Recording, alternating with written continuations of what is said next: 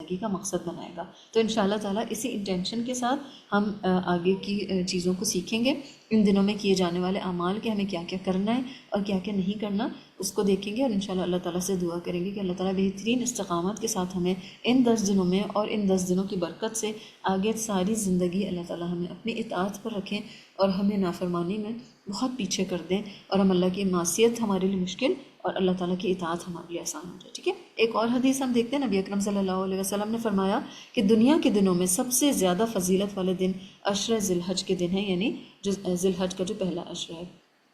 اسی طرح آپ صلی اللہ علیہ وسلم نے فرمایا کہ کسی دن کا عمل اللہ تعالیٰ کو ان 10 دنوں کے عمل سے زیادہ محبوب نہیں۔ تو پھر آپ دیکھیں کہ اللہ کو محبوب ہے، اللہ کی محبت ہے ان 10 دنوں میں، تو پھر کیسے ہو سکتا ہے کہ ہم ان 10 دنوں کو اہمیت نہ دیں، یا یہ کہ اس میں ہر وہ کام نہ کریں جس سے اللہ تعالیٰ راضی ہوں، ٹھیک ہے۔ تو انشاءاللہ تعالیٰ اس چیز کو ہم دیکھیں گے، اور عشر ذی الحج سے پہلے کرنے والے کاموں کو انشاءاللہ تعالیٰ ہم دیکھتے ہیں، پھر آگے دیکھیں گے کہ عشر ذی الحج میں ہمیں کون کون سے کام کرنے ہیں، ٹھیک ہے۔ کچھ ٹارگٹ سیٹ کرتے ہیں اور کچھ چیزوں کو دیکھتے ہیں، تاکہ وہ جو 10 دن جیسے ہم نے دیکھا کہ اس میں ہمیں انشاءاللہ تعالیٰ اللہ تعالیٰ کو راضی کرنا ہے، تو اس کی کچھ تیاری پہلے سے کریں گے، کیونکہ آپ دیکھیں جیسے ہم نے دیکھا کہ ایک وہ مہمان ہوتے ہیں نا جو بغیر اطلاع کے آ جاتے ہیں، تو آپ ان کو بھی اچھی طرح ہم ان کو بھی اچھی طرح سرو کرنا چاہتے ہیں لیکن ویسا کر نہیں پاتے، اور ایک وہ ہوتے ہیں جو پہلے سے بتا کر آتے ہیں، ان کی تیاری الگ لیول کی ہوتی ہے، آپ کوالٹی ٹائم بھی دے سکتے ہیں، ہر چیز آرگنائز اور مینیج وے میں ہو رہی ہوتی ہے، تو وہ وقت اچھا بھی گزرتا ہے اور آپ زیادہ بینیفٹ حاصل کر سکتے ہیں۔ بالکل ایسے ہی آپ دیکھیں کہ عشر ذی الحج بھی ایسا نہیں جو اچانک آ جاتا ہے، اس کا علم ہمیں پہلے سے ہے، تو انشاءاللہ تعالیٰ کوشش کرنا ہے کہ کون کون سے کام ہیں جو ہم اس سے پہلے اس کی تیاری کے لیے کریں، تاکہ ان 10 دنوں میں ہمارا ٹائم ضائع نہ ہو، کیونکہ آپ دیکھیں کہ وہ 10 دن ہیں، ایک تو بہت لمیٹڈ، دوسرے کہ وہ 10 دن ایسے بھی نہیں کہ ہم 24 گھنٹے سے ملٹیپلائی کر کے اور وہ سارے آورس جو ہیں وہ کچھ نہ کچھ کر رہے ہوں گے، ایسا تو نہیں ہے۔ اس میں آپ دیکھیں کہ ہمارے سونے کا بھی ٹائم ہوگا، بہت سارے ایسے کام جو ہم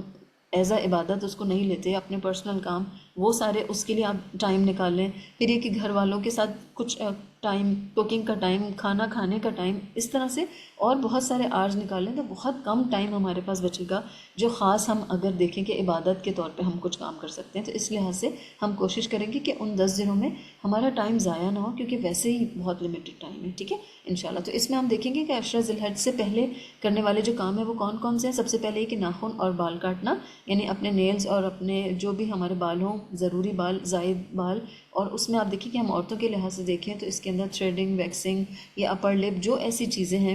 ساری چیزیں اس کے اندر آ جائیں گی۔ تو بال چاہے وہ سر کے بال کاٹنے ہوں یا کوئی بھی بالوں کی صفائی ہو، یہ سب کچھ اس کے اندر آ جائے گا۔ ناخن اور بال کاٹنا پہلے، یعنی چاند دکھنے سے پہلے پہلے ہمیں یہ کام کرنا ہوگا، اور یہ کہ اس میں پھر یہ کہ اگر کوئی ناخن ٹوٹ جائے ان 10 دنوں میں تو اس پر گناہ نہیں ہے، لیکن خود سے نہیں کاٹنا ہے، ٹھیک ہے۔ پھر آپ دیکھیں کہ جیسے اس میں ہم نے دیکھا کہ ناخن اور بال کاٹنے کے بارے میں 2 طرح کی ہمیں روایات ملتی ہیں۔ ایک تو یہ کہ نبی اکرم صلی اللہ علیہ وسلم فرمایا کہ جب تم ذی الحجہ کا چاند دیکھ لو تو جو تم میں سے قربانی کا ارادہ رکھتا ہو تو وہ قربانی تک اپنے ناخن اور بال نہ کاٹے، ٹھیک ہے۔ اس حدیث میں ہمیں کیا پتہ چل رہا ہے کہ جو قربانی کا ارادہ رکھے وہ یہ کام کرے، اور اس حدیث سے ایسا لگ رہا ہے کہ جو قربانی کی استطاعت نہ رکھتا ہو تو وہ اپنے ناخن اور بال کاٹ سکتا ہے۔ لیکن ایک اور حدیث سے آپ دیکھیں ہمیں پتہ چلتا ہے، جس میں ایک صحابی نے نبی اکرم صلی اللہ علیہ وسلم سے پوچھا کہ یا رسول اللہ صلی اللہ علیہ وسلم، اگر میرے پاس محض عاریتاً ملی ہوئی ایک بکری ہے، یعنی کسی نے مجھے عاریتاً ایک بکری دی ہے، تو کیا مجھ پر بھی قربانی واجب ہے؟ آپ صلی اللہ علیہ وسلم نے فرمایا کہ نہیں، بلکہ اگر تم صرف اپنے بال اور ناخن کتر لو،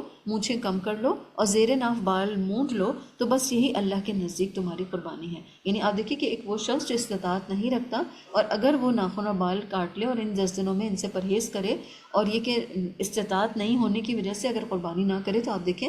آپ صلی اللہ علیہ وسلم کے مطابق اس کو بھی قربانی کا ثواب ملے گا اور یہی اس کی قربانی کاؤنٹ ہوگی۔ تو اس لحاظ سے جو استطاعت نہ رکھتے ہوں تو وہ بھی اپنے آپ کو ایگزیمپٹ نہ سمجھیں اس کام سے، بلکہ وہ بھی اجر پانے کے لیے اسی پر عمل کریں، ٹھیک ہے۔ پھر آپ آگے دیکھیں نمبر 2 پہ ہم نے جیسے دیکھا کہ عشر ذی الحج سے پہلے کرنے والے کاموں میں تکبیرات لکھ کر گھر میں لگانا، یعنی خصوصاً نماز کی جگہ پہ، جیسے ہم انشاءاللہ آگے دیکھیں گے تکبیرات کی اقسام اور کس طرح تکبیرات پڑھنی ہے، لیکن یہ کہ پہلے کرنے والا کام کیا ہے کہ اس وقت ہم جہاں جہاں ریمائنڈرز ہم دیکھیں اپنے گھر میں لکھے ہوئے تو بار بار ہمیں یاد آ جائے اور ہم تکبیرات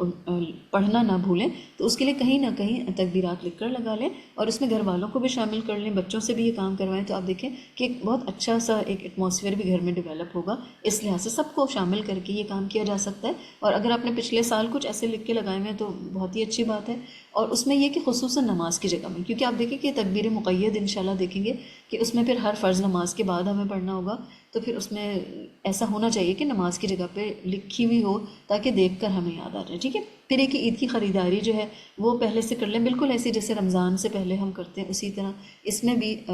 چاند دکھنے سے پہلے کر لیں، تاکہ وہی ٹائم کہ 10 دن اللہ تعالیٰ کی بہت پسند کے دن ہیں، اور بازار کے بارے میں آپ صلی اللہ علیہ وسلم فرمائے کہ اللہ تعالیٰ کے نزدیک سب سے جو ناپسندیدہ جگہ ہے وہ بازار ہے، تو کوشش کریں کہ اس میں نہ جانا ہو، الا یہ کہ کوئی بہت مجبوری ہو اور پہلے کوئی یہ کام نہ کر سکے، لیکن جتنا اوائڈ کر سکتے ہیں کریں۔ پھر یہ کہ اس میں تحفے تحائف دینے کے لیے والدین، زوج کے لیے، جس کے لیے بھی آپ کو کچھ دینا ہے تو یعنی پہلے لیں اور پھر ان 10 دنوں میں دیں، تو پھر اس کا اجر بھی زیادہ ہے، ٹھیک ہے۔ سمجھیں کہ کوئی بھی عمل ہم ان 10 دنوں میں کریں گے، اور ایک عمل وہ جو ہم سارا سال کرتے رہیں، اس کا جو اجر ہے ان 10 دنوں کا وہ زیادہ ہوگا۔ یعنی آپ سوچیں کہ نہ ہمارے پاس اتنی استطاعت ہے اور نہ ہم یہ کام کر سکتے ہیں کہ پورا سال اپنے والدین کو، زوج کو، گھر والوں کو، اپنے فرینڈس کو گفٹس ہی دیتے رہیں روزانہ، نہیں کر سکتے نا یہ کام، لیکن ان 10 دنوں میں اگر ایک بار بھی یہ کام کر دیں گے تو آپ دیکھیں کہ پورے سال کے برابر ہو جائے گا نا، تو اس لحاظ سے کوشش کریں کہ یہ کام کریں۔ پھر آپ دیکھیں 4 نمبر پہ کام ہمیں یہ کرنا ہے کہ علم کا صدقہ کرنے کے لیے قرآن کریم کا مصحف، احادیث، کوئی بھی دینی کتب وغیرہ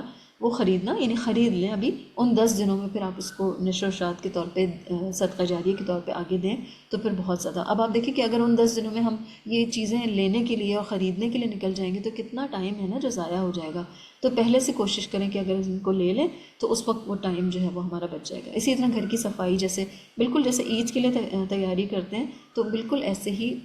کوشش کریں کہ فرسٹ ذی الحج سے پہلے گھر کی صفائی وغیرہ کر لیں۔ اس کا فائدہ یہ ہوگا کہ صدقہ کرنے کے لیے کپڑے وغیرہ، جوتے، برتن، جو بھی آپ دینا چاہ رہے ہیں ان 10 دنوں میں تو وہ بھی نکل آئیں گے نا، اگر آپ پہلے سے یہ کام کریں۔ اور ان 10 دنوں میں اگر ہم سارا یہ نکال کے بیٹھ جائیں گے تو آپ سوچیں کہ وہی والی بات کہ کتنا سارا میس بھی ہو جائے گا اور ٹائم ہمارا بہت زیادہ ضائع ہوگا اس میں، ٹھیک ہے۔ پھر اس کے علاوہ یہ کہ کچن جو ہمارا یعنی بہت میجر ٹائم اس میں لگتا ہے اور بہت سارا کام بھی وہاں پہ ہوتا ہے، تو اس کی صفائی بھی کوشش کریں کہ ابھی جو 1-2 دن ہیں اس میں کر لیں، خاص طور پہ فریج کی صفائی، جو ایک طرح سے دیکھا جائے تو پورے کچن کے برابر ہی اس میں سارا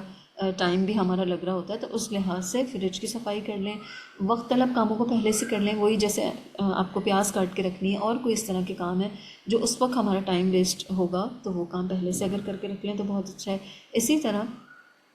عشر ذی الحج سے پہلے عبادت کے لیے الگ ایک کارنر ضرور بنا لیں، یعنی اس میں پھر تلاوت کے لیے ذکر سے متعلق چیزیں، یعنی قرآن کریم ہینڈی رکھ لیں، تسبیحات، یہ جو بھی آپ کے کارڈز وغیرہ ہیں وہ سارے پاس رکھ لیں، تاکہ ایک کارنر جب بنے گا تو انشاءاللہ تعالیٰ ایک ماحول سے بھی بہت افیکٹ پڑتا ہے نا، تو اس لحاظ سے آپ کو آسانی ہوگی۔ اور وہی والی بات کہ پھر کتابیں ڈھونڈنے اور ان میں ہمارا ٹائم ویسٹ نہیں ہوگا، تو کوشش کریں کہ جتنا اپنے ٹائم کو ہم بچا سکیں، ٹھیک ہے۔ پھر یہ کہ ان 10 دنوں میں صدقہ کرنے کے لیے پیسے پہلے سے الگ کر لیں، کسی بھی طرح سے آپ 10 انویلپ بنا لیں، یہ انویلپ میں 10 نوٹ رکھ لیں، جس بھی طرح سے آپ کچھ نہ کچھ صدقہ کرنے کے لیے پیسے الگ کر لیں، کیونکہ اور پھر یہ کہ ہر دن اس میں سے پیسے نکالتے جائیں، یعنی ایسا